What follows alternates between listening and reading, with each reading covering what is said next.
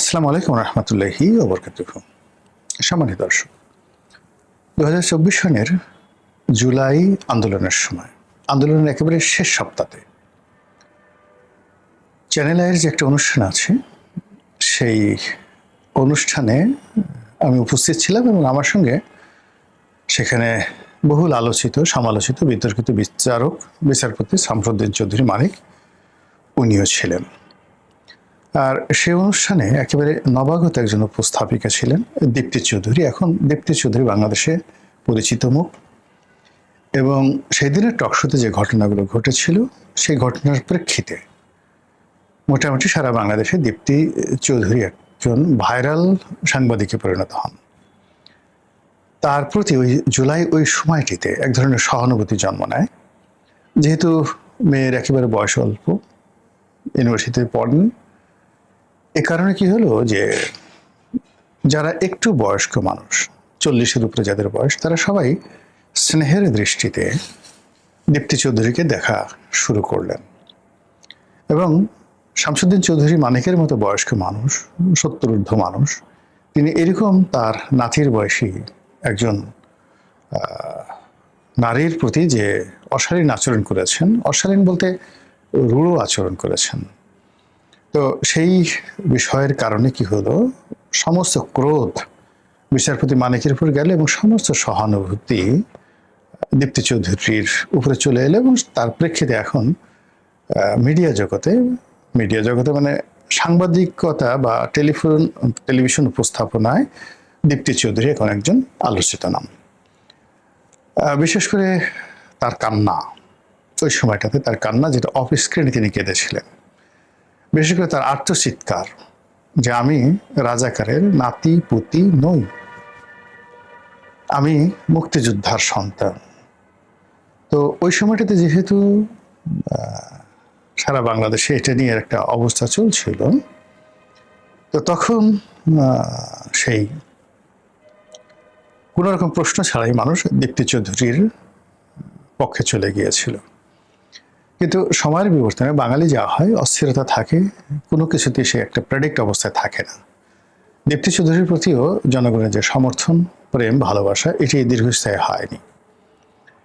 পরবর্তীতে তিনি কি করে, যাকে বলা হয় মুক্তিযোদ্ধার নাতিপুতি, তার বংশের কে মুক্তিযুদ্ধ করেছে, এগুলো নিয়ে নানা রকম ট্রল হতে থাকে এবং তিনি পরবর্তীতে ভীষণ রকম ট্রলের শিকার হন। এই গেল এক।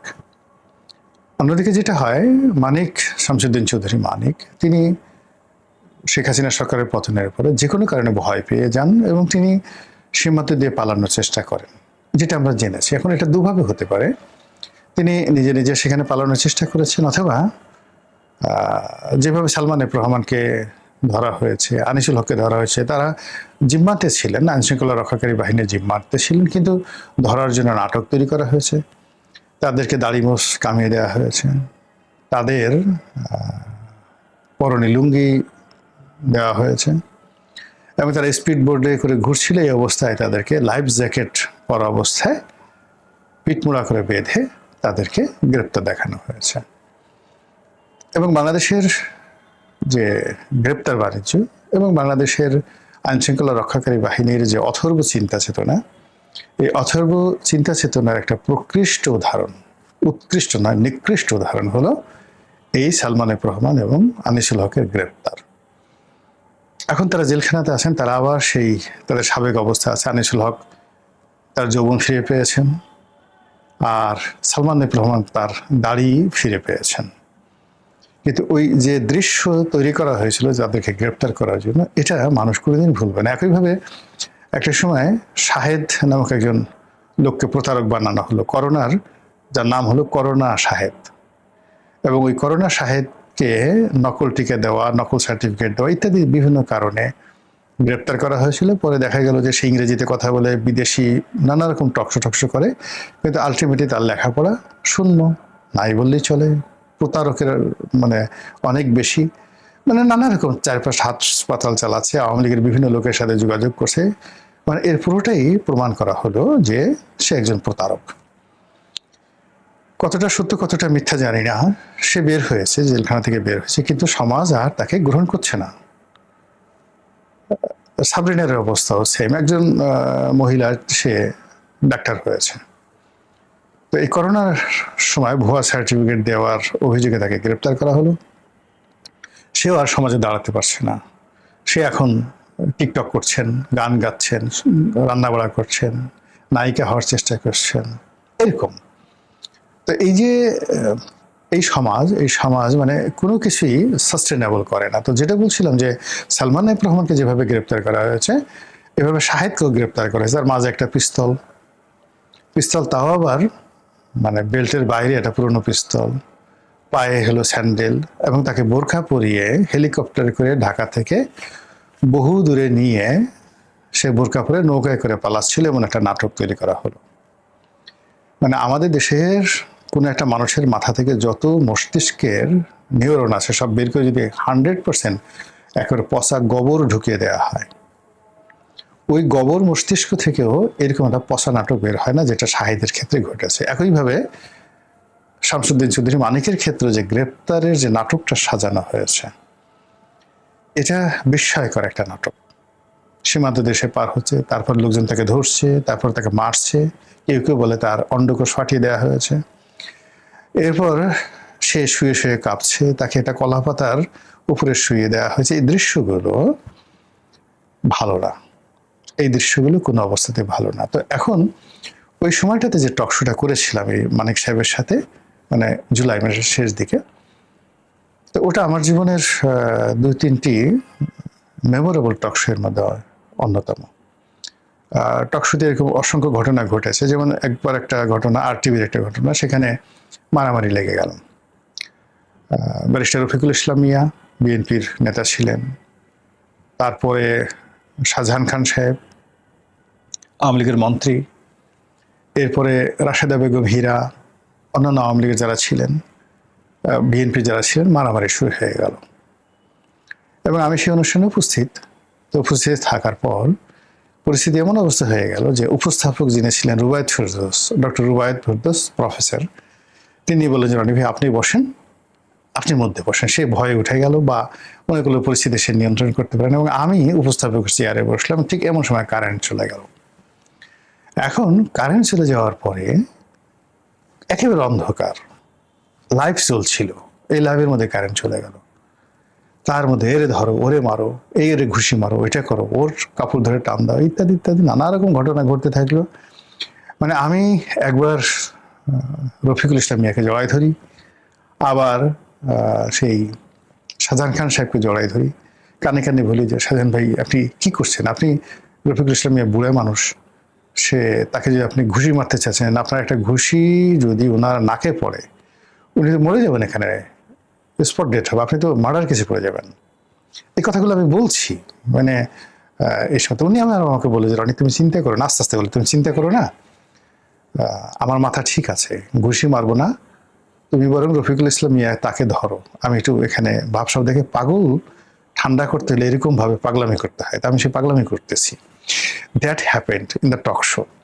তো সেই করতে দীপচন্দ চৌধুরীর ওই অনুষ্ঠানে এরকম অনেকগুলো ঘটনা ঘটছে। যতক্ষণ এর লাইভে ছিল ততক্ষণ আমি নিয়ন্ত্রণ করতে পেরেছি, দীপ্তিকেও নিয়ন্ত্রণ করতে পেরেছিলাম, তারপর যাকে বলা হয়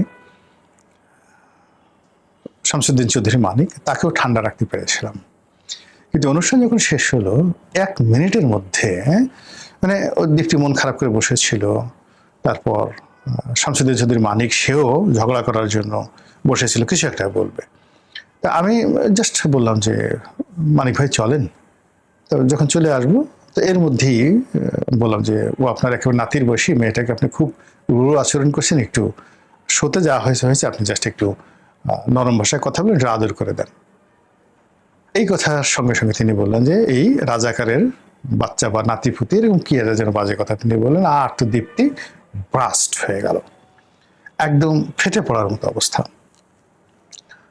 তা আমি ওই অবস্থা থেকে তাকে জড়িয়ে ধরে ওখান থেকে নিয়ে আসার চেষ্টা করলাম। কিন্তু এর মধ্যে যে ঘটনা ঘটলো সেটা হলো, ওখানে যারা কলা কৌশলী ছিলেন, ক্যামেরাম্যান থেকে শুরু করে সবাই এখন শামসুদ্দিন চৌধুরী মানিককে তারা মারবে, মানে দীপ্তির সাথে যে আচরণ করা হয়েছে ওটা চ্যানেল আয়ের যারা কলা কৌশলী তারা কোনো অবস্থাতেই মানতে পারছে না, তারা তাকে মারবে। এদিকে চ্যানেলের যারা ওখানে বস ছিলেন তারা সবাই বললেন, রনি ভাই আপনি পরিস্থিতি যেভাবে ওনাকে একটু টেনে বাইরে নিয়ে আসেন, যদি একটা ঘটনা ঘটে চ্যানেল আই বন্ধ হয়ে যাবে। এই কারণে তখনও পর্যন্ত সরকার ক্ষমতায়, মানিক সাহেব তখনও খুব পাওয়ারফুল মানুষ, তা তিনি যদি চ্যানেল আইয়ের কলাকুশলীর হাতে মার খান তাহলে পুরো চ্যানেল আই ভবন বোমা মেরে উড়িয়ে দেওয়া হবে এবং ছাত্রলীগ এসে কাউকে প্রাণে রাখবে না। এই অবস্থাতে বলতে গেলে তাকে পাজাকুলো করে করে আমি বাইরে নিয়ে আসলাম। এবং সেই দিন যদি আমি এই কাজটি না করতে পারতাম, ওখানে একটা দুর্ঘটনা অবশ্যই ঘটতো। এর কারণ হলো এটা দীপ্তির উপর নির্ভর করে। দীপ্তি আউট অফ যাকে বলা হয় সেন্টিমেন্ট, সে চলে যাচ্ছিল, সে যা ইচ্ছে তাই বলছিল। আর অন্যদিকে যারা কলা কৌশলী তারাও মানে ওনার দিকে তেড়ে আসছিল তাকে মারার জন্য। তো সেখানে আমি মধ্যস্থতায় দাঁড়িয়ে, শামসুদ্দিন চৌধুরী মানিক তার বডিগার্ডও এগিয়ে আসছে এবং মানে এমন অবস্থা সে গুলি করার মতো অবস্থায় পৌঁছে গেছিল বডিগার্ড। তো সেই বডিগার্ড থেকে আমি বললাম তোমার কিছু করার দরকার না, আমি তাকে জোর করে বাইরে এনে তাকে সেই গাড়িতে তুলে দিলাম। এখন এই প্রসঙ্গটা নতুন করে আসলে এই কারণ যে এটা তো অনেক পুরনো ঘটনা, 24-এর পর এটা 25 গেছে এবং এটা অনেকটা ভাইরাল টক শো, বহু মানুষ দেখেছে। একমাত্র আমার চ্যানেলে আমি এটা আপলোড করার পর এটা মোর দ্যান প্রায় 45 লাখ লোক এটা দেখেছে। কিন্তু এই গত 2 মাস ধরে, অর্থাৎ জুন মাস থেকে আজকের দিন পর্যন্ত এই টক শোটি আবার ভাইরাল হয়ে যাচ্ছে। মানুষ পাগলের মতো এই জুলাই মাসে ওই দৃশ্যগুলো দেখছে। এবং অবাক করার ব্যাপার হলো যে এখন বেশিরভাগ যারা কমেন্ট করছেন দর্শক, তারা সবাই আওয়ামী লীগের লোকজন। বেশিরভাগ যারা কমেন্টার তারা সবাই শামসুদ্দিন চৌধুরী মানিকের পক্ষে কথা বলছেন। বেশিরভাগ যারা কমেন্টার তারা দীপ্তি চৌধুরীর বিপক্ষে কথাবার্তা বলছেন। এবং এখন মানে পুরো জিনিসটা এই মাত্র 2 বছরের মাথায় রিভার্স হয়ে গেছে। এই হলো আমাদের মন এবং মানসিকতা। মহান আল্লাহ আমাদের সবাইকে হেদায়েত দান করুন এবং হেফাজত করুন। আসসালামু আলাইকুম ওয়া রাহমাতুল্লাহি ওয়া বারাকাতুহু।